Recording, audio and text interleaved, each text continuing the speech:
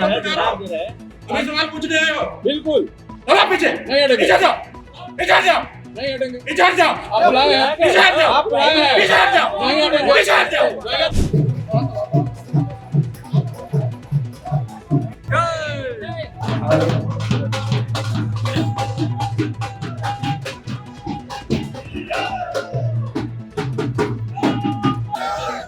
बक्सर रामेश्वर मंदिर के प्रांगण में जगत गुरु शंकराचार्य स्वामी अमी मुक्तेश्वरानंद सरस्वती जी महाराज के लिए आयोजित की गई प्रेस वार्ता में पत्रकारों के सवाल पर वह बेजोर भड़क उठे और कुछ देर तक माहौल अशांत हो गया। फिर बाद में उन्होंने बिहार विधानसभा चुनाव को लेकर बड़ा ऐलान किया।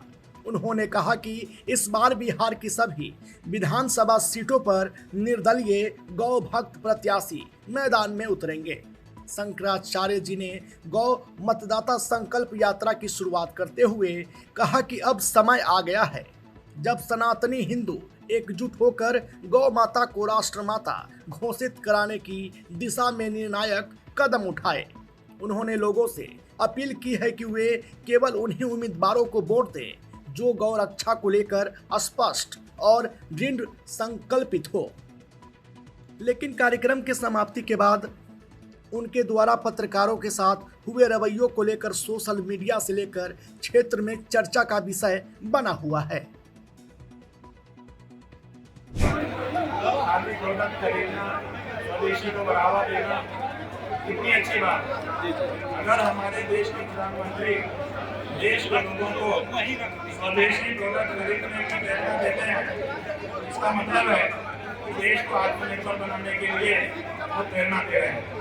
लेकिन जब वो ये कहते हैं कि 2 अक्टूबर आए, तो पहले तो ये कि 2 अक्टूबर कहाँ से आई, ये स्वदेशी है कि विदेशी है? ये तारीख ही विदेशी है। तो पहले तो गांधी जी की जन्मतिथि 2 अक्टूबर में मनाना इसको इच्छा होना चाहिए। दूसरी बात यह है कि अगर खादी स्वदेशी है तो हमारे देश की जो हमारे देशी नस्ल की गाय है उसके रक्षण के लिए हमारे प्रधानमंत्री जी को नहीं प्रेरणा देते हैं। हम बिहार में आए हुए हैं, बिहार की आपकी 3 गायें थी जो बिहार की पहचान थी, एक बछौर, एक पूर्णिया और एक गंगा तीरी। गंगा तीरी 2013 के पहले ही समाप्त हो गई बिहार में नहीं रही। 2013 में जो पशुगणना है उसके आंकड़े हमने देखे, उसमें बताया गया है कि लगभग 7 लाख गंगा तीरी और पूर्णिया अभी हैं।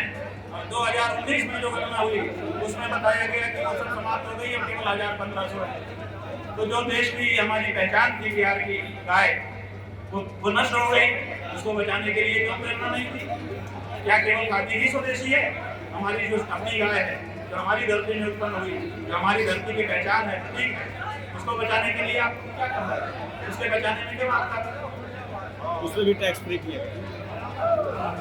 मध्य प्रदेश में आपने उसको टैक्स फ्री कर दिया, बढ़ावा दे रहे हैं कि गाय का मांस बेचो, हमको कोई जीएसटी नहीं करेगी। ये कैसी बात है? तो ये सब बातें जो हैं वो विचारनीय हैं।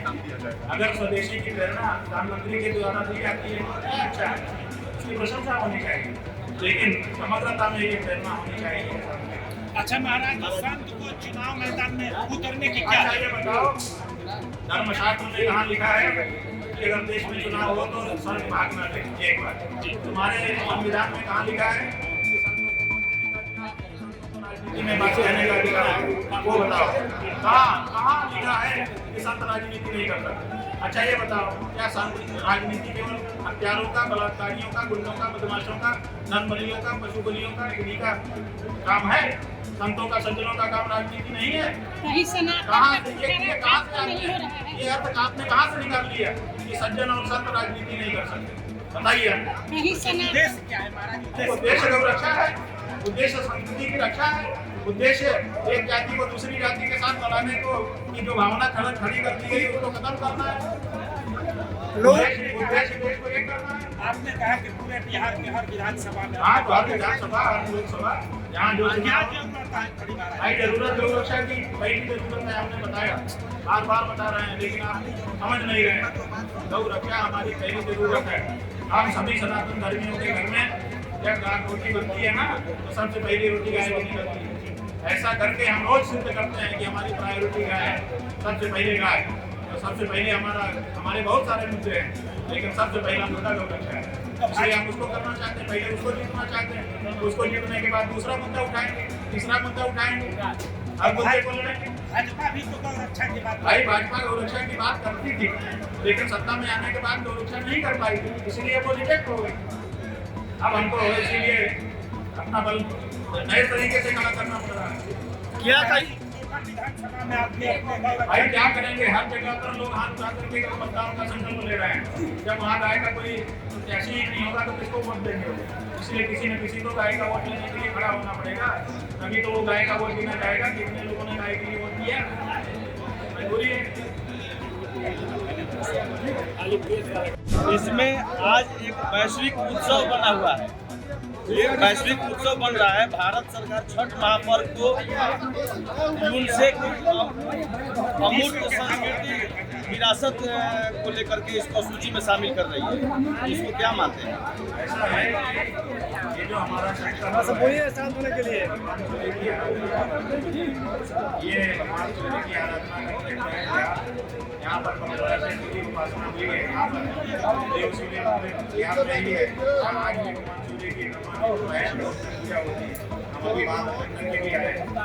और बिहार के साथ जब उड़ीसा जुड़ा हुआ था, पहले एक ही प्रदेश था, बाद में उड़ीसा अलग हुआ इंडिया से 1912 में, तब बिहार में ही था। और तब यहाँ पर भगवान सूर्य की आराधना उपासना होती थी, यहाँ से लेकर के कश्मीर तक यही वातावरण है। भगवान सूर्य की ये जो छठ पूजा है, ये सूर्योदय के समय भी हमको अर्घ्य प्रदान करने के लिए होती है, सूर्यास्त के समय। इसके पीछे सीख है। सीख क्या है? देश संविधान का हमारा काम रहे वास्तव में सब पंथों के भी माना एक होता है। एक हिसाब से बताने वाले कह रहे हैं कि सूर्य से देखो, जब वो उनका उदय का समय होता है तभी केसरिया रंग छा जाता है आकाश में, और जब उनके अस्त का समय होता है तभी केसरिया रंग छा जाता है। इसका मतलब चाहे उदय का समय हो, चाहे अस्ताचल जाने का समय हो, बत्ती का समय है, दोनों समय में जो महान लोग होते हैं वो एक ही हैं, नहीं है।